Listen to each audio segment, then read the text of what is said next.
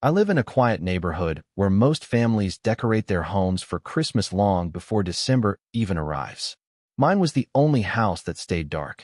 My job kept me busy, and honestly, I never cared enough about ornaments or lights. But this year, after moving into a new rental home at the edge of town, I decided to change that.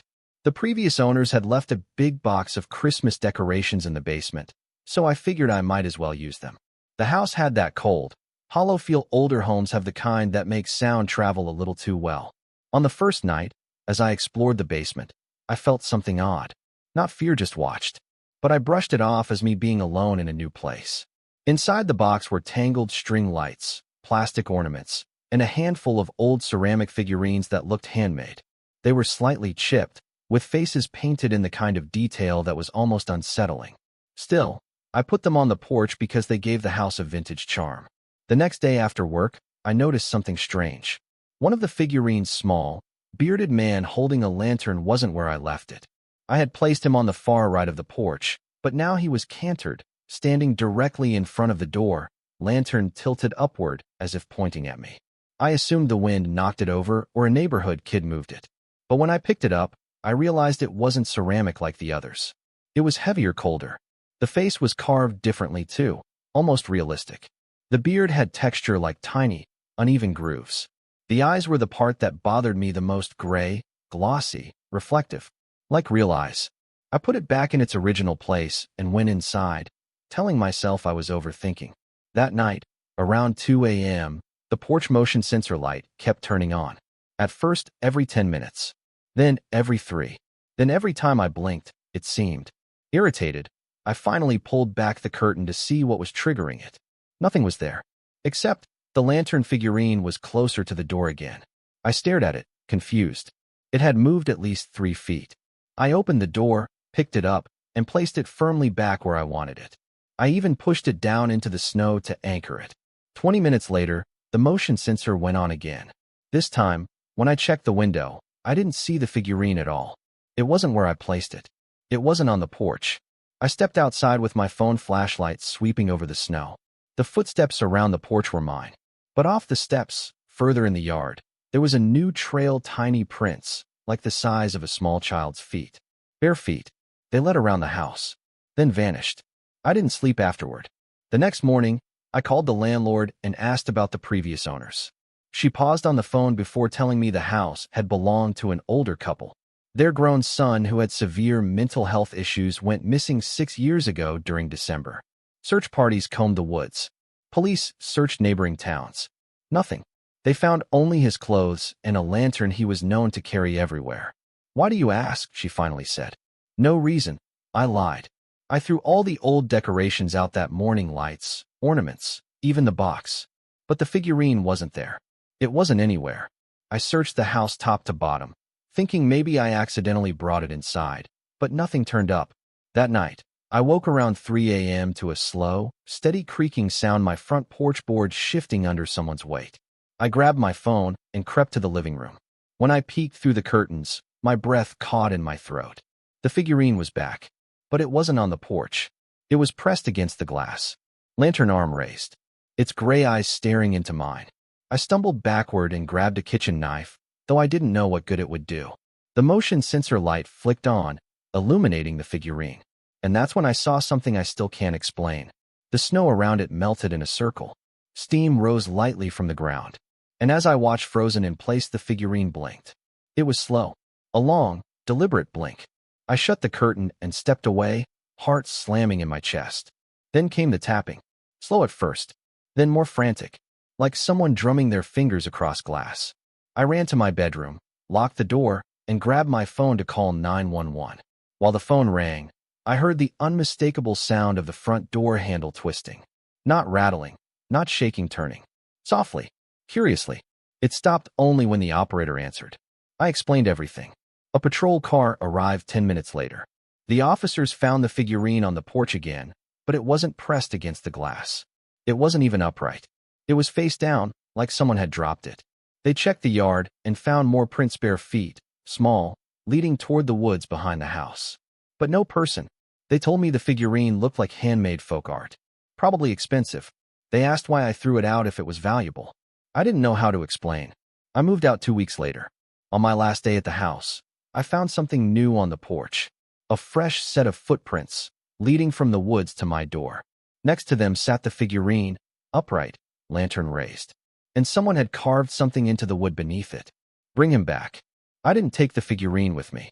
I didn't look back. But every December since, no matter where I move, I find tiny footprints in the snow near my front door. I grew up in a small Minnesota town where winter always felt heavier than anywhere else. Snow came early, stayed long, and piled high enough to swallow fences. Still, Christmas felt warm here, with neighbors sharing traditions that made the cold bearable. One that stood out to every kid was the Santa knock, a local custom where someone dressed as Santa would tap 3 times on a door and leave a small candy bag. Nobody admitted to being Santa. It rotated each year, harmless fun. I hadn't thought about that tradition in years until last December, when my mom asked me to house sit while she visited my aunt. It was the house I grew up in, old, creaking, with uneven heating and a long hallway that always felt colder than the rest. I didn't mind staying alone, though the approaching snowstorm promised the worst weather in decades. The first night was quiet, too quiet. By 10 p.m., the wind howled like it had teeth. I triple-checked the locks out of habit, then tried to distract myself on the couch with a movie. But the sound of the storm pressed in, and the silence inside made every creak louder than it should have been. Around midnight, I heard it. 3 slow knocks on the front door.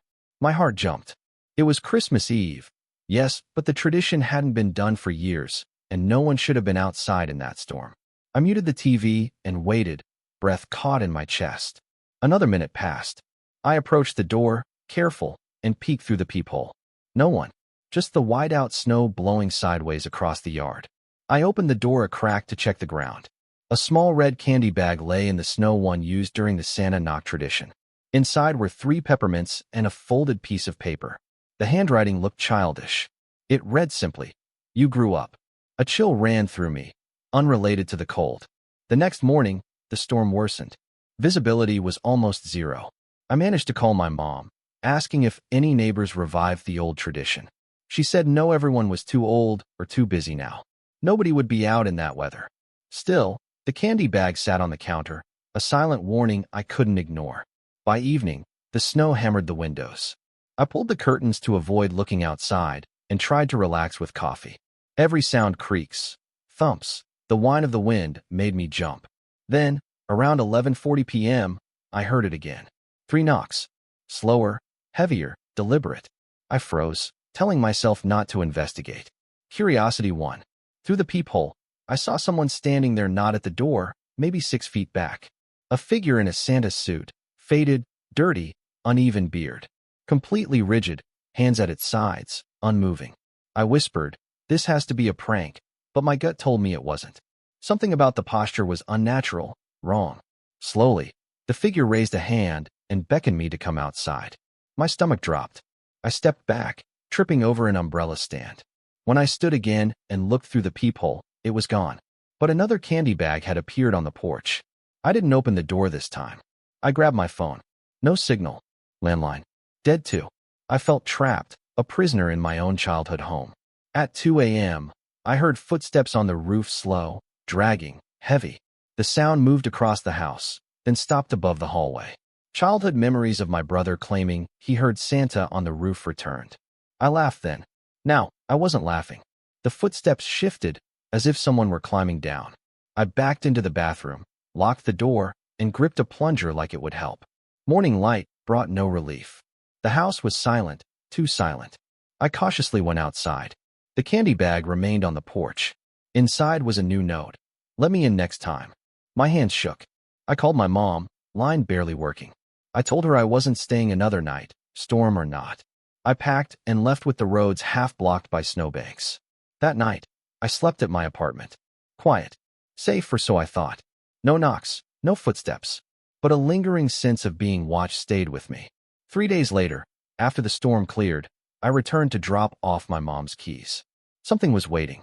In the yard, half buried in snow, was a trail of bare footprints leading from the woods to the front door. My pulse jumped as I approached. On the porch sat one final candy bag. Inside, the paper read, "I don't knock anymore." The handwriting matched the other's, childlike. innocent-looking, but filled with menace. A wave of terror hit me. This wasn't a tradition anymore. It was a warning, a promise. I moved out of state a month later. Every Christmas Eve since, I put a chair against my front door. I never answer knocks. Because sometimes, late at night, I still hear 3 of them. Slow. Deliberate. Waiting. I rented a small home last Christmas while working out of town. It was old but cozy, with floral wallpaper and squeaky floorboards. The landlord told me she used it as a vacation rental most of the year, but during the holidays, it sat empty because people preferred being closer to family. I understood why on my first night. The house had an unusual cold spot near the living room window. No matter how high I turned up the heat, that area stayed freezing. I assumed the insulation was bad. At first, it didn't bother me, but the chill seemed to linger in a way that felt unnatural. On December 10th, a package appeared at my door. No return label, just my name handwritten. Inside was old wrapping paper, thick and papery like it came from the 1970s. Underneath was a small porcelain music box shaped like a present. I wound it, and it played a slow, off-key version of Silent Night. I assumed the landlord left it as a gift, but when I messaged her, she said she didn't send anything. Her tone turned serious as she warned me to keep the music box closed at night. That should have been enough to make me leave, but I didn't. That night, the music box started playing on its own. The tune was faint, coming from the living room. I found it sitting open, though I swore I'd closed it. The cold spot felt larger, spreading across the floor like a shadow. I picked up the box, closed it, and shoved it into a drawer. Before dawn, it began again slow, off-key, creeping through the house like a whisper. I unplugged the smoke alarm because it wouldn't stop chirping, then stacked heavy books on the drawer. The music still found its way out, impossible to contain. On December 12th, a second package arrived. Inside was a child's mitten, tiny, red, and stiff, frozen as if preserved for years. The inside was damp, and a tag read, "Don't forget me this time." I dropped it immediately and messaged the landlord again. This time, she didn't respond.